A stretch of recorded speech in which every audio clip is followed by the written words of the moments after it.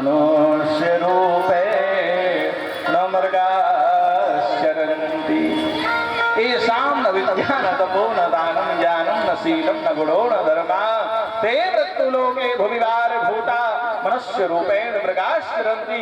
खाना यदि हम खाते हैं तो खाना तो पशु भी खाते हैं, काम क्रिया हम करते हैं तो काम क्रिया पशु भी करते हैं। हम में और पशुओं में अंतर क्या है?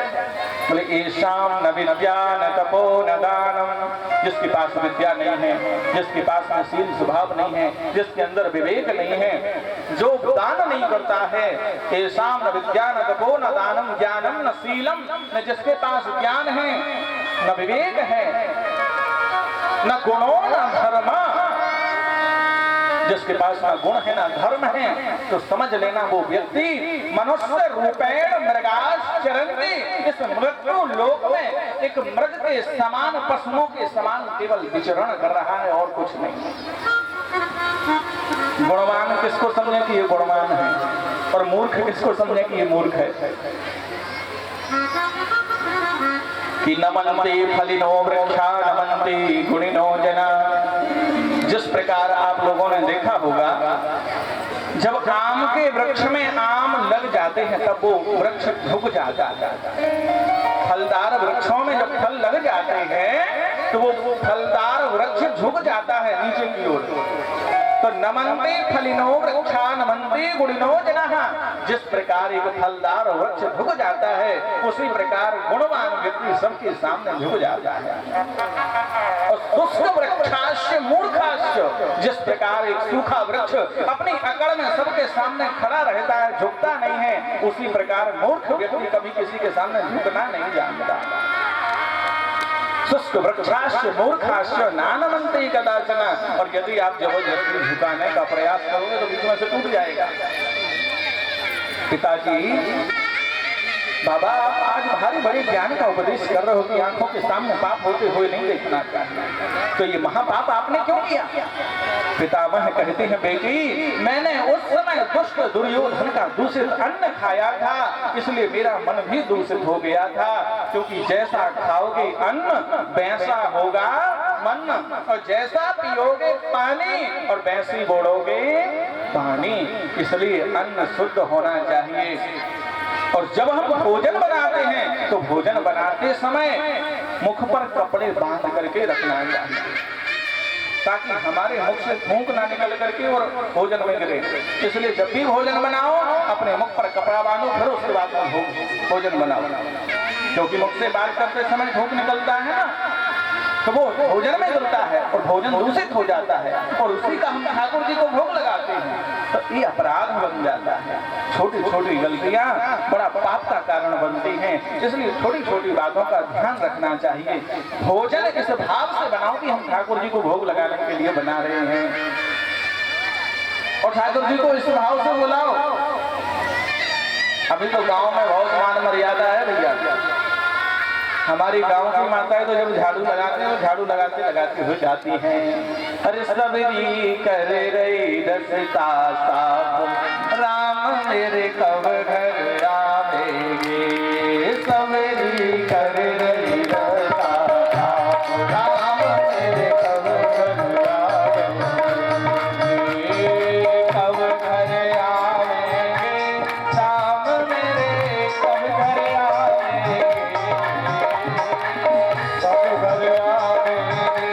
राम मेरे कब घर आवेंगे,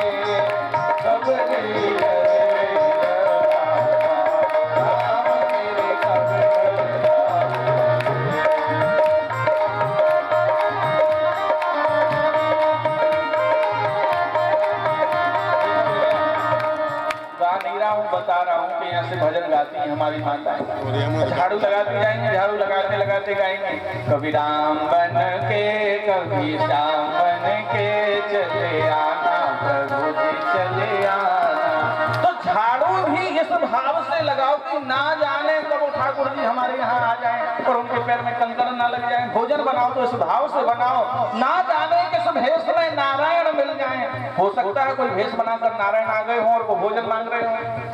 नारायण को पहचानना हंसी खेल नहीं भैया, सब उनको नहीं पहचान सकते। ब्रह्मा जी भी नेति नेति कह करके रुक गए, पर उनकी महिमा का बखान नहीं कर पाए। तो जैसा खाओगे अन्न वैसा होगा मन। बेटी मैंने दुर्योधन का दूषित अन्न खाया था, इसलिए मेरा मन दूषित हो गया था। आज 52 दिन से बाणों की सैया पर पड़ा हुआ हूँ, अब मेरा तन मन सब पवित्र हो गया है। अब तो बेटी बस मेरा तन एकदम शुद्ध हो गया है, अब मुझसे कोई बात नहीं करना। मैं 2 मिनट गोविंद से बात करना चाहता हूँ। देखो गोविंद, मेरी एक पुत्री है, मैं उसका विवाह आपके साथ करना चाहता हूँ। दोस्तों भैया बोले, ये तो बाल ब्रह्मचारी हैं, इनकी पुत्री कैसे हो गई? ब्रह्मचारी जी की यहाँ पुत्री कैसे? बोले देखो गोविंद, मेरी पुत्री का नाम है मेरी मति, मेरी बुद्धि, मैं उसको आपके चरणों में समर्पित करना चाहता हूँ। और जब तक मैं अपनी देह का परित्याग ना कर दूं, तब तक आप मेरे सामने ऐसे ही खड़े रहना। तो गोविंद भगवान ने अपना मुख लटका लिया, उदास हो गए। अरे कन्हैया, आप उदास क्यों हो गए? मैंने आपको ऐसे खड़े रहने को थोड़ी कहा है। मैंने आपको कहा कि आप बढ़िया मुस्कुराते हुए खड़े रहो, ऐसे उदास क्यों हो गए आप? कन्हैया कहने लगे कि आपको तो इच्छा मृत्यु का वरदान प्राप्त है, और जिसके सामने मैं खड़ा हूँ भला उसकी इच्छा क्यों होगी कि मैं मर जाऊं? अब ना जाने कब आपकी इच्छा होगी। गोविंद भगवान, मैं आज आपकी उस छवि को अपने हृदय में बिठाना चाहता हूँ, जिस छवि में जब पांडवों के ऊपर मैंने बाणों की बौछार कर दी, पांडवों में त्राही त्राही मच गई। आपने प्रतिज्ञा की थी कि कौरवों और पांडवों के युद्ध में मैं अस्त्र शस्त्र नहीं उठाऊंगा, मैंने प्रतिज्ञा करी थी। तब मैंने भी प्रतिज्ञा कर ली। गोविंद, आपने प्रतिज्ञा की है कि मैं कौरवों और पांडवों के युद्ध में अस्त्र शस्त्र नहीं उठाऊंगा ना, तो मैंने भी प्रतिज्ञा कर ली। आज जो हरि ही शस्त्र न कहा हूँ, तौला जो गंगा जननी को मैं शांतनु सुत न कहा हूँ। आज मैंने यदि गोविंद को शस्त्र नहीं उठवा दिया, तो मैं भी शांतनु बिहारी नहीं, मैं भी गंगा पुत्र भीष्म नहीं। मैंने भी प्रतिज्ञा कर ली। आज जो हरि ही शस्त्र न कहा हूँ, तब आपने रथ का चक्का उठा लिया और मुझे मारने के लिए दौड़े। उस समय ऐसा लग रहा था मानो जैसे कोई सिंह किसी चूहे को मारने को दौड़ रहा है। उस छवि को मैं अपने हृदय में बिठाना चाहता हूँ। मैंने भी अपने अस्त्र शस्त्र डाल दिए, कह दिया मार दो गोविंद मुझे। पितामह गोविंद का ध्यान करके और अपनी इस देह का परित्याग करते हैं। पांडव लोग विलाप करने लगे। कन्हैया ने समझाया, देखो ये महापुरुष लोग हैं, महापुरुषों की वीर गति पर रोना नहीं चाहिए। तुम लोग सभी बड़ी प्रसन्नता के साथ में पितामह का देह संस्कार क्रिया करो। और यहाँ पर गोविंद भगवान को छोड़ने के लिए अर्जुन साथ में गए, लौट करके आए तो यहाँ पर जो अभिमन्यु की पत्नी उत्तरा थी ना, दुनिया की इस संसार की यदि कोई विचित्र नारी है तो वो है उत्तरा, जिसके गर्भ में भक्त और भगवान एक साथ रहे। बताओ, दुनिया की ऐसी कोई नारी है जिसके गर्भ में भगवान आए हों और एक साथ भक्त भी हो? भले ही 2 मिनट के लिए आए हों। भक्त कौन है? परीक्षित जी महाराज उत्तरा के गर्भ में, और परीक्षित की रक्षा करने के लिए भगवान सूक्ष्म रूप लेकर के अपनी गदा को लेकर के और उत्तरा के गर्भ में पहुंचे। जब गोविंद भगवान को अर्जुन छोड़ने गए, छोड़ करके लौट करके आ गए, यहाँ पर उत्तरा के गर्भ से वही पुत्र जन्म लेता है और ना हंसना, ना रोना, ना खाना, ना पीना, और पालतू लगाकर बैठ गया, चारों तरफ देख रहा है। तो दोस्तों जी महाराज ने कहा, हमारे वंश में ये कि कैसा बालक आया है जो ना हंस रहा है, ना रो रहा है, चारों तरफ टकटकी लगाकर देख रहा है, किसको देख रहा है, किसकी प्रतीक्षा कर रहा है? और जैसे ही गोविंद भगवान गंता लेकर के आए और जैसे ही उस बालक ने गोविंद भगवान को देखा तो खिल खिल खिल खिल करके जो हंसा, अरे यही तो है जिसने गर्भ में जाकर के मेरी रक्षा की थी, यही तो है। तो संतों ने कहा, ओहो, ये तो इनकी प्रतीक्षा कर रहे थे। तो प्रतीक्षा करने के कारण इनका नाम परीक्षित पड़ा। बोलो परीक्षित जी महाराज की जय। धीरे धीरे परीक्षित जी महाराज बड़े होते हैं। गोविंद भगवान के साथ में अर्जुन द्वारिका चले गए। वहां द्वारिका में संतों का श्राप लग गया, जिसके कारण सारे यदुवंश समाप्त हो गए। कन्हैया ने अर्जुन को बुलाया, देखो अर्जुन, मेरी पत्नियों को लेकर के तुम राधा रानी की शरण में चले जाओ, क्योंकि मेरे जाते ही ये द्वारिका समुद्र में डूब जाएगी, इसलिए मेरी पत्नियों को लेकर राधा रानी की शरण में जाओ। अर्जुन राधा रानी की शरण में सभी पत्नियों को लेकर के जा रहे थे। कन्हैया रास्ते में भील बन करके आए, अपनी पत्नियों को लूट करके लेकर के चले गए। अर्जुन बड़े उदास मन से लौट करके आ रहे थे। हस्तिनापुर में जैसे ही आए, दुष्टों ने कहा, अरे अर्जुन देखो, तुम तो सब कुछ भूल जाते हो। अरे भैया, तुमको तो कन्हैया मिल गए, मानो सब कुछ मिल गया। अरे तुम्हारे यहाँ हस्तिनापुर में तुम्हारे बाबा भी रहते हैं, तुम्हारे भैया लोग भी रहते हैं। ये देखो तुम्हारा प्रपोत्र धीरे धीरे बड़ा हो रहा है, सियाने जैसे लोगों की तरह बातें करता है। तुम कुछ बोलते क्यों नहीं हो? अर्जुन, तुम्हारी मस्तिष्क का तेज नष्ट कैसे हो गया है? देखो अर्जुन, तेज नष्ट होने के 3 कारण होते हैं। पहला कारण, यदि किसी अगम्या स्त्री के साथ समागम कर लो तो तेज नष्ट हो जाता है। गलती से ब्राह्मण गौ का अपराध बन गया हो तो तेज नष्ट हो जाता है। जीवन में जिसके बिना हमने जीना नहीं सीखा, वो हमें हमेशा के लिए छोड़कर चला जाए तो भी तेज नष्ट हो जाता है। अर्जुन, तुमसे तो कोई ऐसा अपराध नहीं बन गया। अर्जुन धराम से धरा पर गिर पड़े, बोले भैया, जिन गोविंद की कृपा से हमने कौरव रूपी समुद्र को ऐसे पार कर लिया जैसे कोई बच्चा गाय के खुर के गड्ढे को पार कर लेता है, आज वही हमारे गोविंद हमें इस धराधाम में अकेला छोड़ करके चले गए।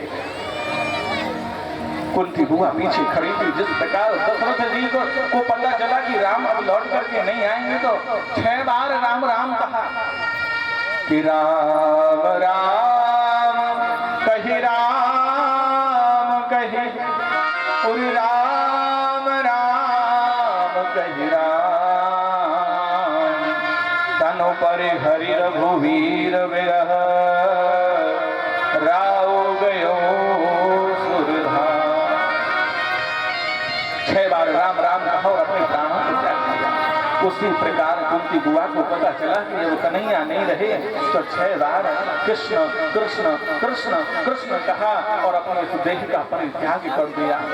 युधिष्ठिर जी ने कहा, भोले भंडारी, ये तूने क्या कर दिया, ये तूने क्या कर दिया? आया भी कोई असुर समाचार लेकर के,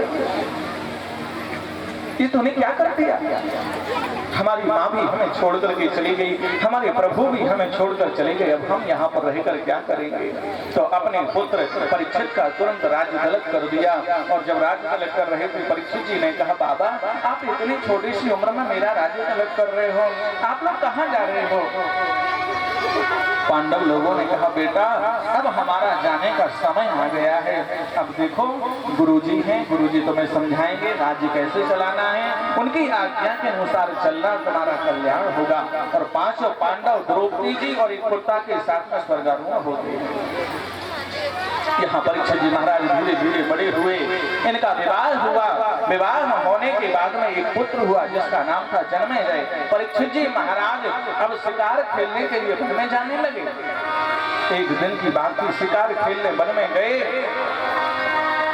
सामने क्या देखते हैं, एक बैल खड़ा हुआ है, एक गाय खड़ी हुई है और वो गाय रो रही है। बैल के 3 पैर कट चुके हैं, 1 पैर ही बाकी है। 10 मिनट का समय और न लिया, 10 मिनट बाद आरती होगी तो सभी लोग आरती प्रसाद लेकर ही जाएंगे, ना आरती प्रसाद की कोई नहीं जाएगा। तो मैं जानता हूं बैल के 3 पैर कट चुके हैं, 1 पैर बाकी है और एक काला काला पुरुष खड़ा हुआ था। बैल गाय को समझा रहा है, आप क्यों रो रही हो? आप इसलिए रो रही हो ना कि मेरे पैर कट गए हैं। मैं आपको बताऊं ये बैल कौन है? ये बैल है साक्षात धर्म। धर्म के 4 चरण होते हैं, सत्य, दया, दान और तप। ये धर्म के 4 चरण हैं।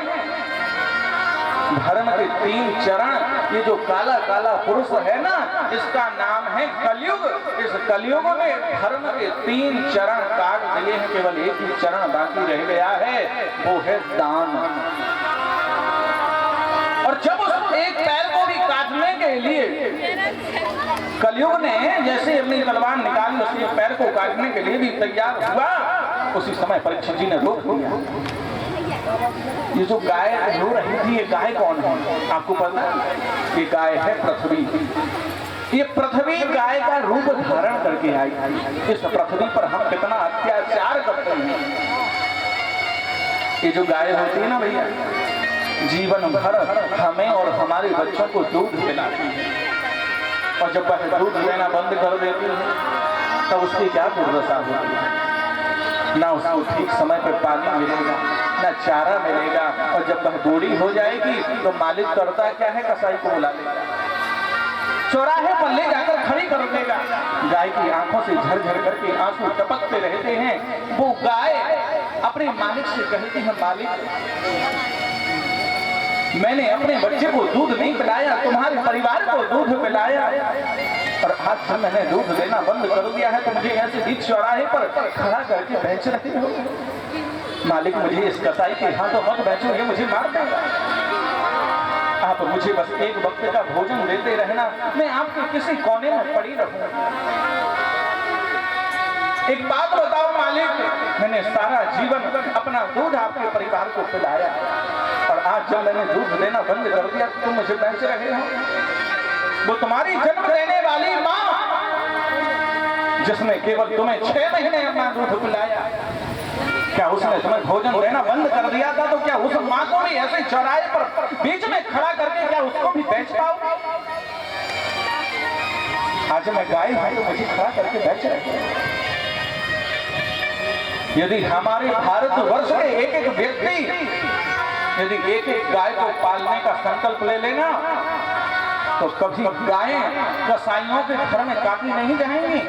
आज बड़ा दुख होता है कि हमारे इस भारतवर्ष में जो देवताओं की भूमि कही जाती है, जो देवताओं की माता गाय है और हम सबकी माता गाय है, ऐसी ममता भई गाय को काटा जा रहा है, उस पर कोई ऑब्जेक्शन नहीं उठाता।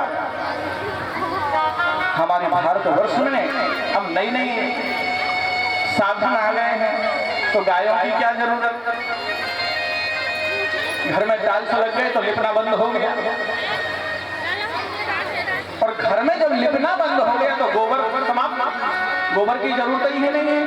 पर आपको क्या पता है कि जिस घर में गोबर से लीपा जाता है उस घर से कभी लक्ष्मी जी जाती नहीं है। गाय के गोबर में लक्ष्मी जी का वास होता है। जिस गाय में 33 कोटि देवी देवता वास करते हैं, वो गाय बेचारी मारी रोड पर फिर रही है। ये किसकी देन है? ये मानवों की देन है, ये मनुष्यों की देन है।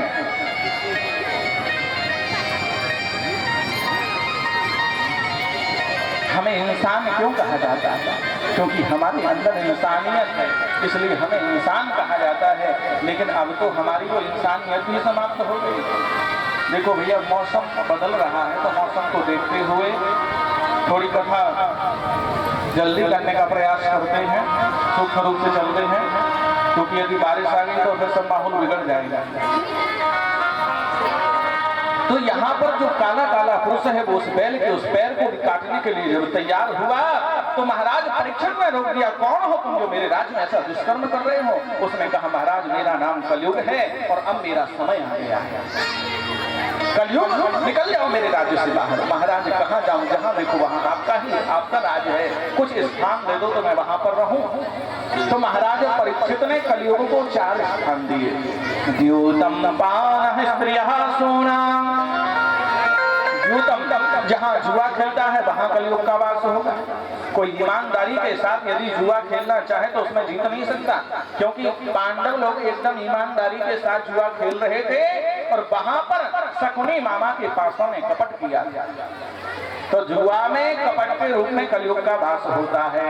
द्यूतम पानः जहां पर जो लोग मदरा पान करते हैं उस मदरा में मद के रूप में, अभिमान के रूप में कलयुग वास करता है। जो दंपारा स्त्रियां, जिस घर में स्त्रियां लोग वैश्याव्रत धारण कर ले, पर पुरुषों की राह देखने लगे, उस घर में कलयुग का वास होता है। जहां पर छोटे छोटे जीवों की हिंसा होने लगे, वहां पर भी कलयुग का वास होता है। 4 स्थान दिए, पर कलयुग बोला महाराज ये तो सब बहुत गंदे स्थान है, कुछ अच्छा सा स्थान हो तो बोल दो। अब ना जाने परीक्षित जी को क्या सूझा, बोले जाओ तुम्हारा सोने में भी वास होगा। और वहां भगवान कहते हैं उद्धव धातु नाम अस्मि कांचनम, जो धातुओं में जो सोना है वो मेरा स्वरूप है, सोने में मैं वास करता हूँ। और यहाँ परीक्षित जी ने कह दिया जाओ तुम्हारा सोने में वास होगा। तो सौनकादिक ऋषि सूत जी से पूछते हैं कि महाराज सोने में कलयुग का वास है कि कलयुग का वास है कि भगवान का वास है? तो यहाँ सूत जी कहते हैं, बोले जो ईमानदारी के साथ कमाया गया स्वर्ण है उसमें भगवान वास करते हैं, और जो बेईमानी की कमाई से कमाया गया स्वर्ण है उसमें तो केवल कलयुग ही वास करता है। और जो महाराज परीक्षित मुकुट लगाए हुए थे, जैसे ही कहा जाओ तुम्हारा सोने में वास होगा, तो तुरंत कलयुग महाराज परीक्षित के मुकुट में प्रवेश कर गया। सौनकादिक ऋषियों ने पूछा, अरे परीक्षित जी तो बड़े धर्मात्मा थे, उनके मुकुट में कलयुग कैसे प्रवेश कर गया? बोले आज परीक्षित जी ने अपना मुकुट नहीं लगाया था। आज परीक्षित जी कौतूहल बस जिस समय भीम भैया जरासंध को मार करके जरासंध का मुकुट लेकर के आए थे, उस मुकुट को ही आज परीक्षित जी ने लगा लिया था। और जो जरासंध का मुकुट था वो 14,000 राजाओं के मुकुटों में से थोड़ा थोड़ा स्वर्ण निकाल करके बनाया गया था, इसलिए वो बेईमानी की कमाई से कमाया गया स्वर्ण था।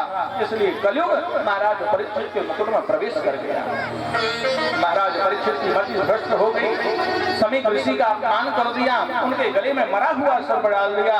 श्रृंगी ऋषि ने श्राप दे दिया, महाराज परीक्षित तुम्हें बड़ा गुमान हो गया है कि तुम भारत के सम्राट हो, आज से मैं तुम्हें श्राप देता हूँ कि आज से ठीक 7वें दिन तुम्हें तक्षक नाग डस लेगा और तुम्हारी अकाल मृत्यु हो जाएगी।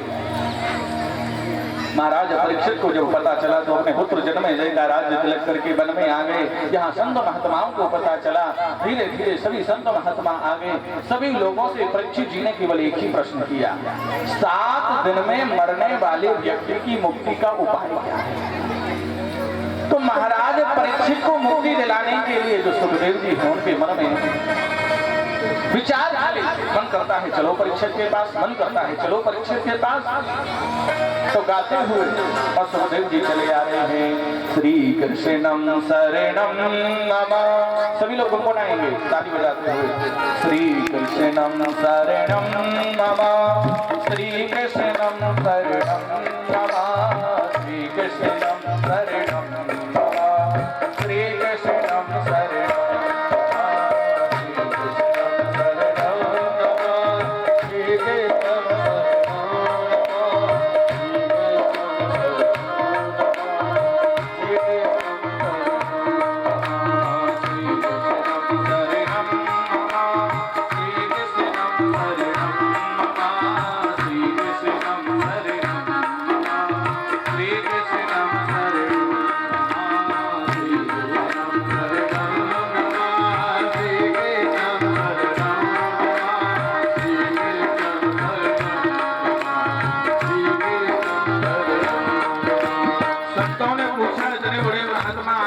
बड़े बड़े महात्मा उनके पीछे चल रहे हैं। सूत जी कहने लगे देखो जब सुखदेव जी चले आ रहे थे तो उनके पीछे कोई बड़े बड़े महात्मा नहीं थे, उनके पीछे छोटे छोटे बच्चे जरूर थे और कह रहे थे कि नागा बाबा आ गया, नागा बाबा आ गया।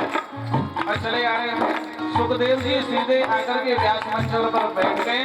यहाँ संतों ने कहा देखो परीक्षित, ये एक जगह उतने समय रुकते हैं जितना समय एक गाय को धोने में लगता है, इसलिए इनसे तुरंत जाकर के प्रश्न कर लो, ज्यादा व्यर्थ की पूजा पाठ में समय नहीं लगाना।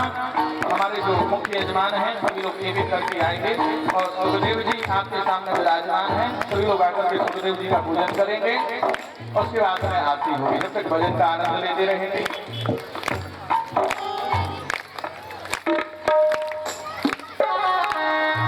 कुछ नहीं बिगड़ेगा तेरा गुरु शरण